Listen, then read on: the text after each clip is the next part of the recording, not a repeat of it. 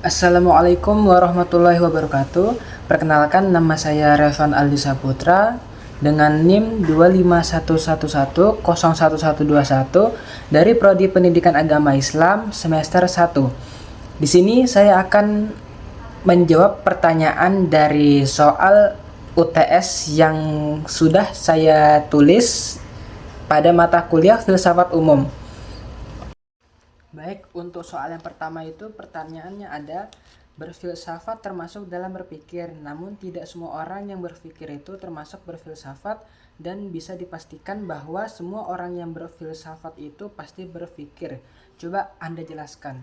Nah, jadi menurut jawaban saya itu, berpikir adalah aktivitas dasar yang dilakukan setiap manusia dalam kehidupan sehari-hari, seperti manusia dalam kehidupan sehari-hari, seperti mengambil keputusan, memecahkan masalah sederhana, atau mengingat sesuatu. Namun tidak semua bentuk berpikir dapat disebut berfilsafat.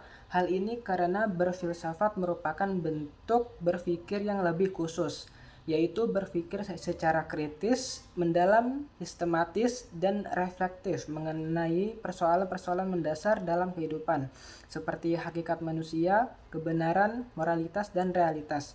Oleh sebab itu, dapat dipastikan bahwa setiap orang yang berfilsafat pasti sedang berpikir, karena inti dari filsafat adalah penggunaan akal dan penalaran yang terarah, namun tidak semua aktivitas berpikir dapat disebutkan sebagai berfilsafat, sebab sebagian besar kegiatan berpikir manusia bersifat praktis, sederhana, atau spontan, dan tidak memenuhi kedalaman serta sistematika yang menjadi ciri khas filsafat. Kemudian untuk soal yang kedua itu, jelaskan pengertian filsafat, objek filsafat, cabang-cabang filsafat, dan kedudukan ilmu, agama, dan filsafat. Nah, jawaban saya itu dari pengertian filsafat. Filsafat dapat dipahami sebagai suatu usaha rasional dan mendalam untuk mencari kebenaran tentang kehidupan, pengetahuan, dan realitas. Ia berfungsi sebagai sarana bagi manusia untuk merenungkan pertanyaan-pertanyaan dasar yang tidak dapat dijawab secara sederhana oleh ilmu pengetahuan maupun keyakinan. Melalui filsafat, manusia bisa diajak berpikir kritis, menimbang alasan di balik keyakinan, serta menggali makna yang tersembunyi di balik pengalaman sehari-hari. Terus yang kedua ada objek filsafat. Objek material dan objek formal. Objek material adalah sesuatu yang ada dan mungkin ada, baik yang bersifat konkret maupun abstrak. Dengan demikian, manusia, alam semesta, pengetahuan, nilai, seni, moralitas, bahkan Tuhan dapat menjadi bahan kajian filsafat yang ruang lingkupnya sangat luas, karena filsafat tidak membatasi diri hanya pada satu bidang tertentu. Sementara itu, objek formal filsafat adalah sudut pandang atau cara filsafat memandang sesuatu. Filsafat tidak hanya menanyakan apa adanya, tetapi juga mengapa ada dan bagaimana mungkin, dan dari sinilah letak perbedaan filsafat dengan ilmu yang lain. Terus ada cabang-cabang filsafat, yaitu yang pertama ada metafisika yang membahas hakikat realitas secara paling mendasar, misalnya tentang keberadaan, sebab akibat, ruang, waktu, hingga Tuhan. Yang kedua ada epistemologi, yaitu mengkaji asal-usul, batas, dan validitas pengetahuan. Yang ketiga ada logika, yaitu menyediakan aturan berpikir yang benar. Dengan logika, manusia bisa menyusun argumen yang masuk akal dan menghindari kesalahan penalaran. Yang keempat ada etika, yaitu membicarakan nilai moral mengenai baik dan buruknya, serta bagaimana manusia seharusnya bertindak. Yang kelima ada estetika, yaitu mengkaji filsafat tentang seni dan keindahan. Yang keenam ada filsafat politik, yaitu menelaah konsep negara, hukum, kekuasaan, dan keadilan. Yang terakhir ada filsafat ilmu, yaitu mengkaji dasar, metode, dan batas ilmu pengetahuan. Terus untuk soal yang terakhir, yang ketiga, soalnya itu Pada perkuliahan, Anda telah pelajari sejarah filsafat. Coba Anda buat tabel, deskripsikan sejarah filsafat disertai tokoh dan dengan identifikasi pemikirannya. Yang di sini ada 4 masa, yaitu masa Yunani kuno, masa Yunani klasik, masa abad pertengahan, dan masa filsafat Islam. Baik, di sini saya akan menjawabnya. Yang pertama itu ada masa Yunani kuno.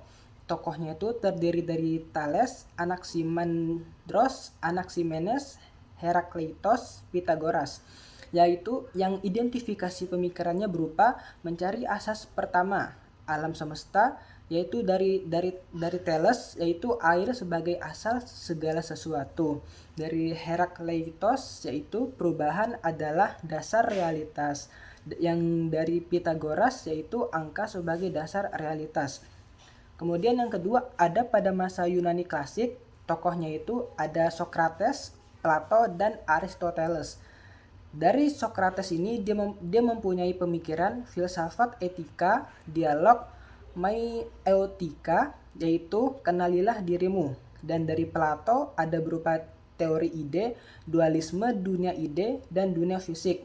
Dan dari Aristoteles yaitu logika formal, etika keutamaan, dan konsep sebab akibat atau yang disebut dengan kausa. Terus yang ketiga pada masa abad pertengahan atau skolastik, tokohnya itu ada Augustine, Thomas, dan yang ada dua. Yang pertama ada Augustine dan Thomas Aquinas. Nah, pemikirannya itu menggabungkan filsafat dengan teknologi Kristen. Dari tokoh Augustine itu penekanan pada iman kebenaran ilahi, dan dari Thomas Aquinas yaitu sintesis, dan dari Aristoteles yaitu Kristen 5 bukti Tuhan. Terus yang terakhir ada filsafat Islam yang tokohnya itu terdiri dari Al-Kindi, Al-Farabi, Ibnu Sina, Al-Ghazali, dan Ibnu Rushd. Yaitu dari semua tokoh ini mempunyai pemikiran, yaitu yang pertama ada Al-Kindi, yaitu sebagai filsuf Arab pertama yang tentang harmonisasi filsafat dan wahyu. Kemudian Al-Farabi mempunyai pemikiran filsafat politik, manusia sempurna, kota utama. Kemudian Ibnu Sina, filsafat wujud, jiwa, dan kedokteran. Konsep wajibul wujud dari Ibnu Sina tadi. Terus yang dari Al-Ghazali, kritik terhadap filsafat atau tahafut al-falasifah yang menguatkan tasawuf. Kemudian yang terakhir yaitu dari pemikirannya Ibnu Rushd, yaitu pembela Aristoteles, pemikiran rasional, harmonisasi agama dan filsafat. Mungkin itu jawaban dari soal UTS yang saya tulis. Kurang lebihnya mohon maaf. Wassalamualaikum warahmatullahi wabarakatuh.